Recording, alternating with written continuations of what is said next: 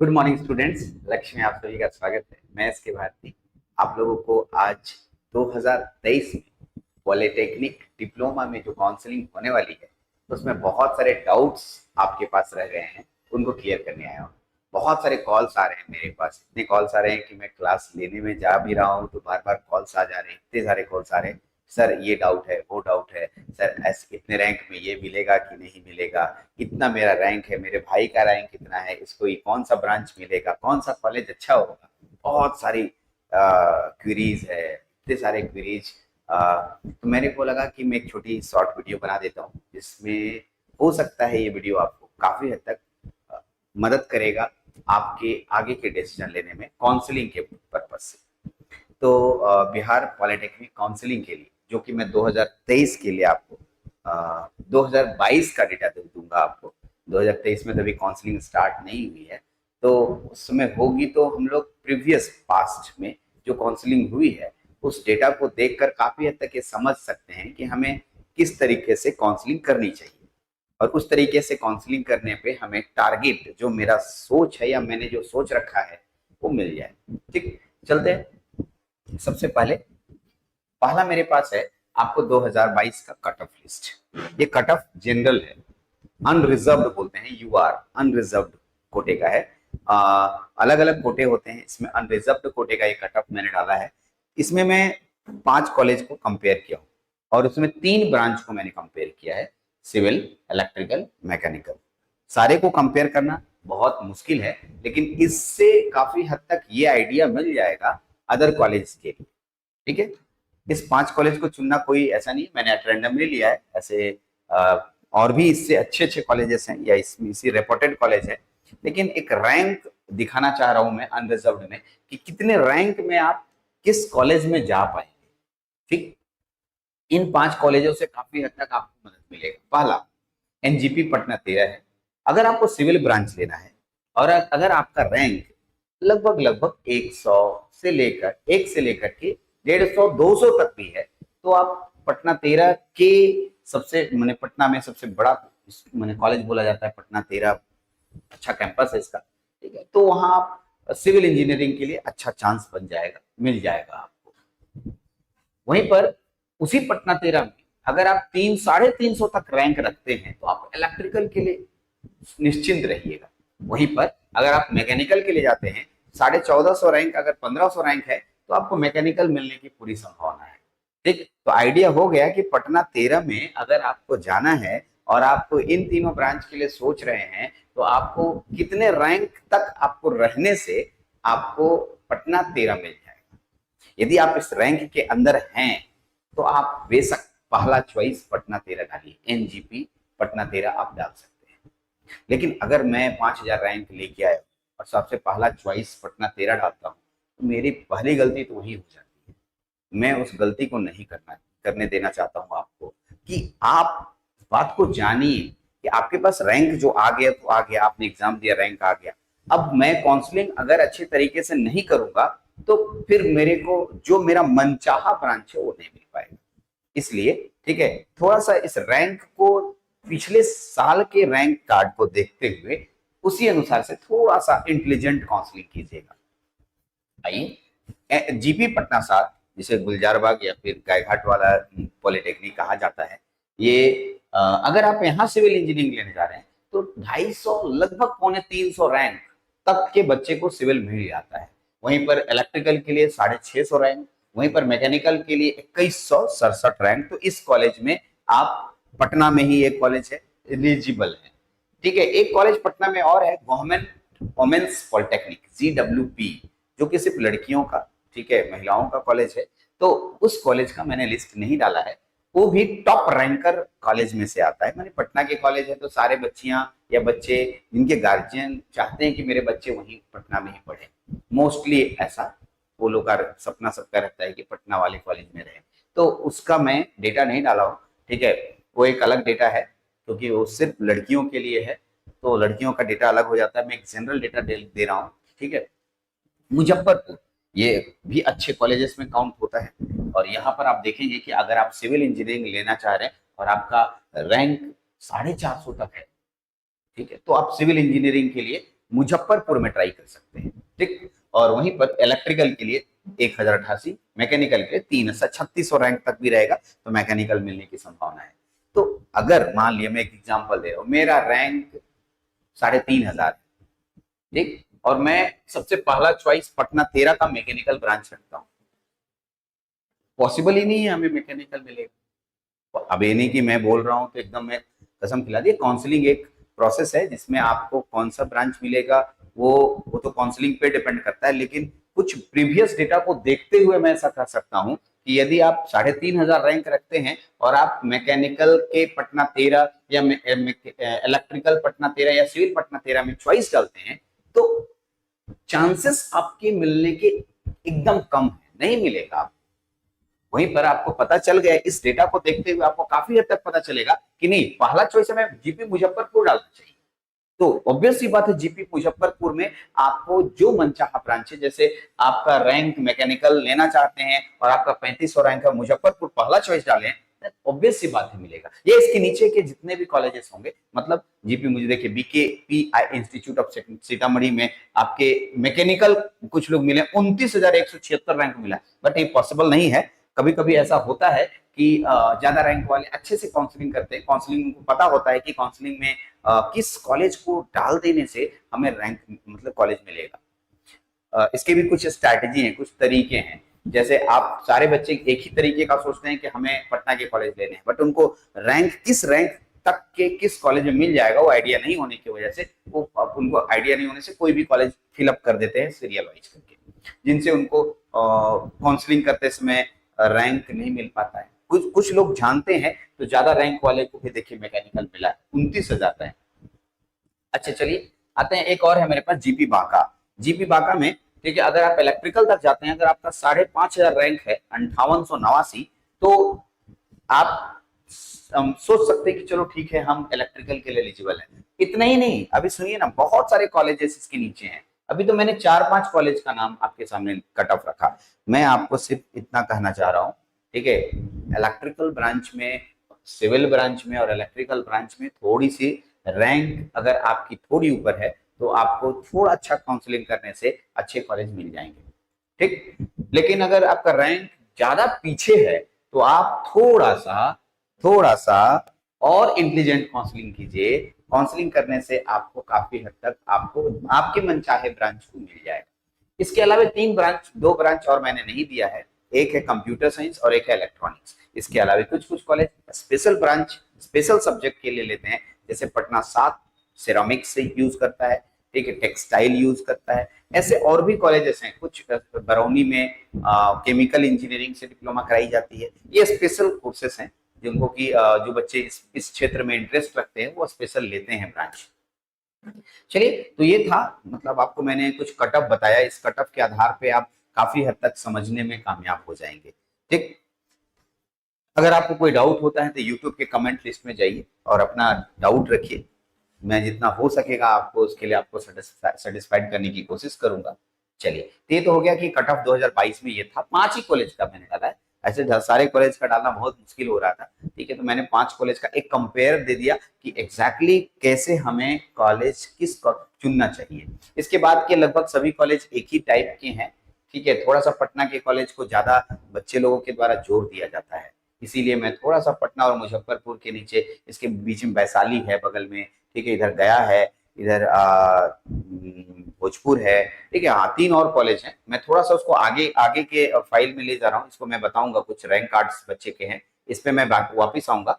लेकिन उस रैंक वापिस आने से पहले मैं आपको बता दूं, पटना में 3 और कैंपस हैं जहां चल रहे हैं, ठीक है, मैं इन सब पे वापिस आने वाला हूँ थोड़ी देर में, ठीक है। मैं आपको 3 चीजों के बारे में बताने वाला हूँ। ये 3 कॉलेज ऐसे हैं जो पटना में ही है, पटना में ही है, ठीक। एक है जीपी भोजपुर, जो पटना 7 की बिल्डिंग में ही, उसी के बगल में एक बिल्डिंग है, उसमें ये चलाया जा रहा है, पटना में ही चल रहा है।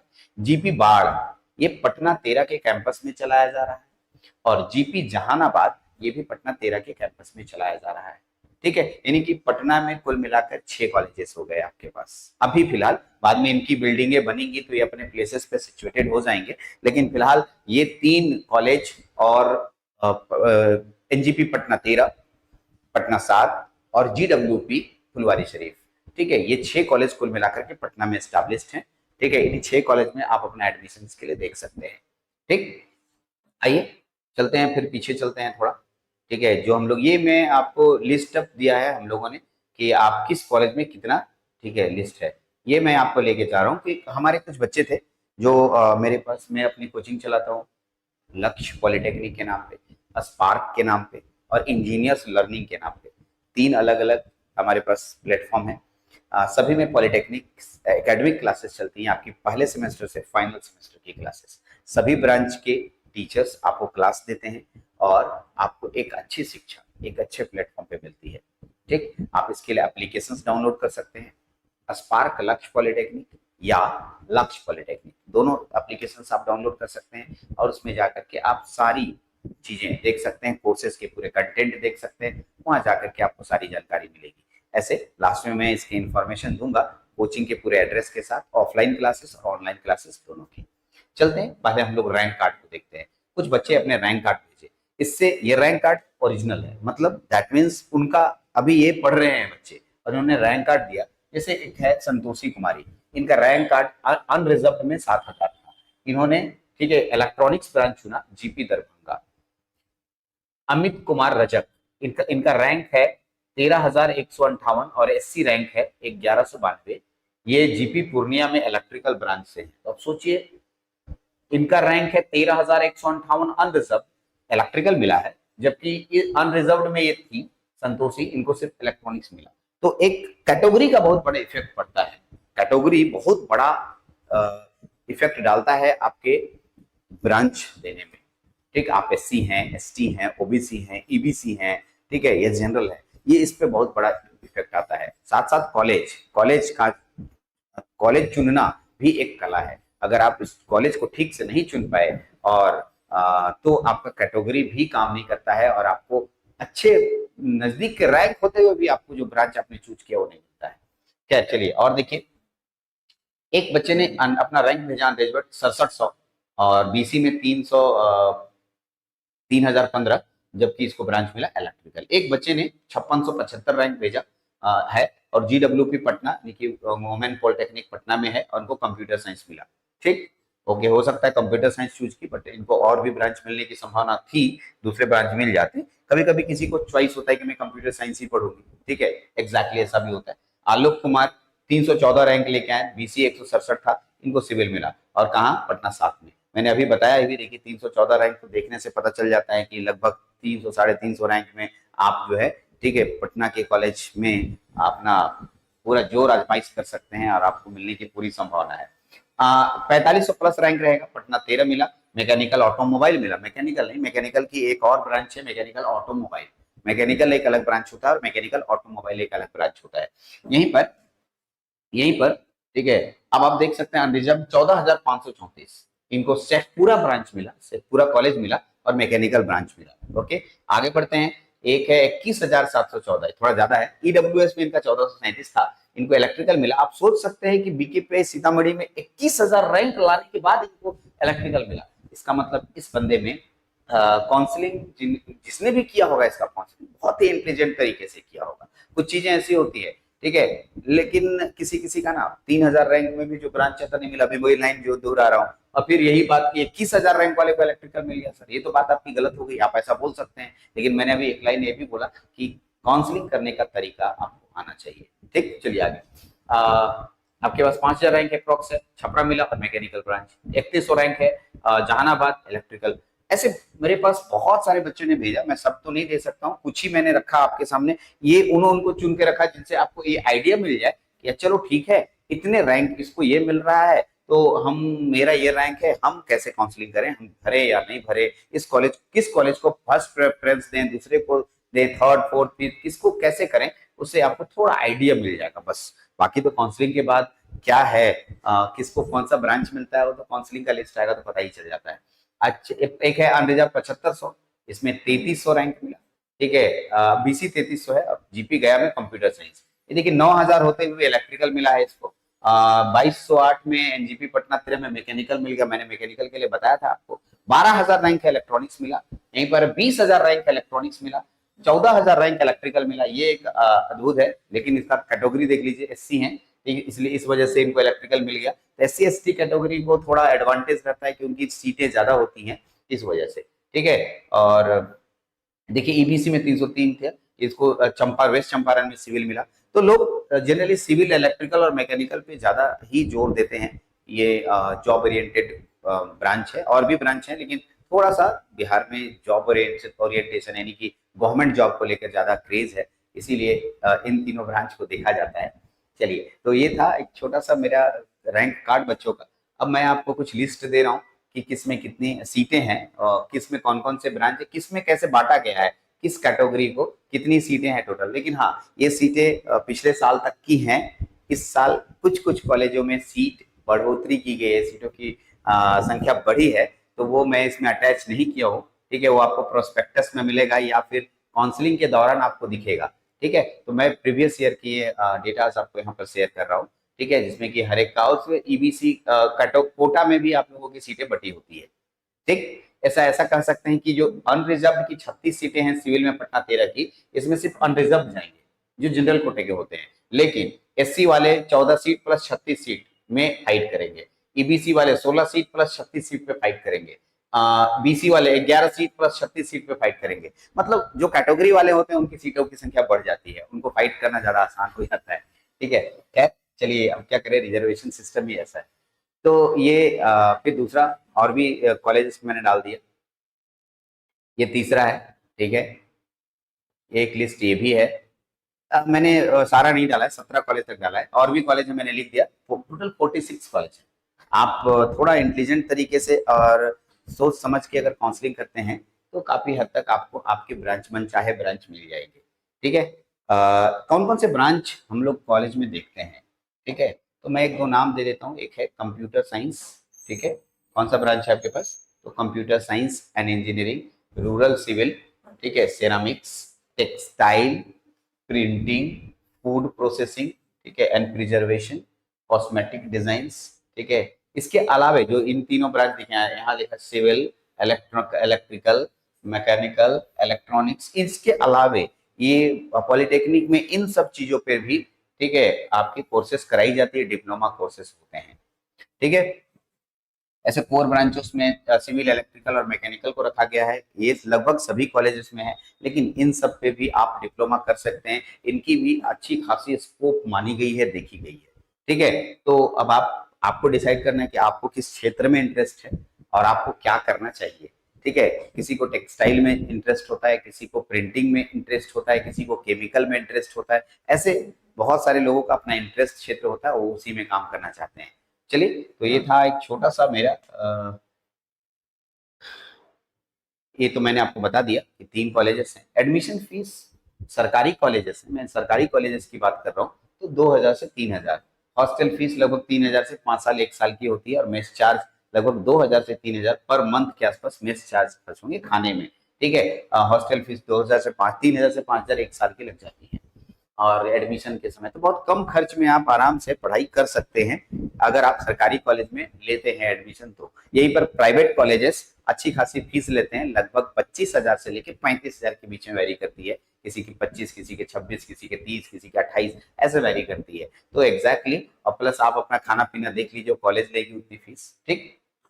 ओके, ये तो मेरे कोचिंग का है, आप देख सकते हैं एप्लीकेशन लक्ष्य पॉलिटेक्निक, यहाँ से अपना ऐप डाउनलोड कर सकते हैं, ठीक है। और ऐप डाउनलोड करके जितने भी कोर्सेस हैं और उनका पूरा डिस्क्रिप्शन नीचे देख सकते हैं, और उसमें सभी सेमेस्टर, सभी ब्रांच के लिए आपको यहाँ पर क्लासेस मिलेंगी, ठीक है। बाकी क्लासेस कैसी हैं वो तो आपको देखने से पता चलेगा। तो ये भी लक्ष्य पॉलिटेक्निक का एड्रेस है, ठीक है। ये एक और है मेरे पास, जहां पर हमारे पटना में 3 ऐसे सेंटर है जहां पर मैं आपको ऑफलाइन क्लासेस देता हूँ। ऑफलाइन क्लासेस जहां पर बच्चे बैठ के पढ़ते हैं, और वो जो ऐप था वो ऑनलाइन क्लासेस के लिए था, वहां पर आप रिकॉर्डेड वीडियोस देते हैं और लाइव क्लास देखते हैं। लेकिन यहाँ पर आप directly face to face teacher के साथ पढ़ते हैं। एक जगह है Phulwari Sharif, Adarsh Nagar road number 3, near Phulwari Sharif railway crossing, यानी रेलवे स्टेशन के just Phulwari Sharif railway station के बगल में है। तीसरा है राजीव नगर रोड नंबर 1 और 2, जो पटना 13 के नजदीक है एकदम, और गुलजार बाग जो पटना 7 के नजदीक है। सभी के कॉन्टैक्ट नंबर इसके नीचे मेंशन है। आप इन पे कॉन्टैक्ट करके अपनी इंक्वायरीज कर सकते हैं, अपना बात पूछ सकते हैं और डेमो क्लास करने के लिए आ सकते हैं। बिना डेमो क्लासेस किए आप कोई भी कहीं भी एडमिशन लेते भी नहीं है, लेना भी नहीं चाहिए। जब तक कि मैं टीचर से पढ़ के सेटिस्फाइड नहीं हो जाता हूँ तब तक मैं एडमिशन कैसे लूंगा। तो यस, आपको आपका स्वागत है, क्योंकि हमारे लक्ष्य पॉलिटेक्निक में एकदम गर्मजोशी के साथ आइए और अपना काउंसलिंग तरीके से कीजिए। किसी भी तरह की कोई परेशानी होती है तो नीचे कमेंट बॉक्स में अपनी परेशानी डालिए, या इन नंबरों पे फोन करके पूछ सकते हैं, ठीक है, या इन नंबरों पे व्हाट्सएप कर सकते हैं, ठीक है, और आप अपना पूरा डाउट क्लियर कर सकते हैं, ठीक है। चलिए, तो इसमें इतने ही, आपको इतनी ही इन्फॉर्मेशन देता हूँ। अगले में फिर से और एक नया इन्फॉर्मेशन वीडियो बनाऊंगा, उसमें आप बहुत कुछ देखेंगे। Thank you.